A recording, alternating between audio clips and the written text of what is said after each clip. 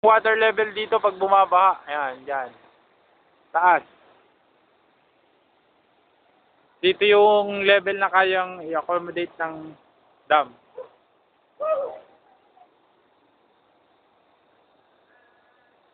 So, mga kagrupo ko. Yan. Ayun yung dam. Uy, anong height ko ba? Bilis din ako. Oh, yan. Si Kalayo, nagsusukat ng height. Batang gangster! Ang liit mo naman. Batang gangster!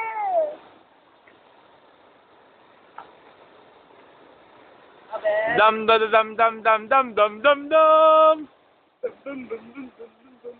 Yan po ang reservoir. Kita-kita naman, makulay green pa yung tubig. Ibig sabihin, dark, malalim.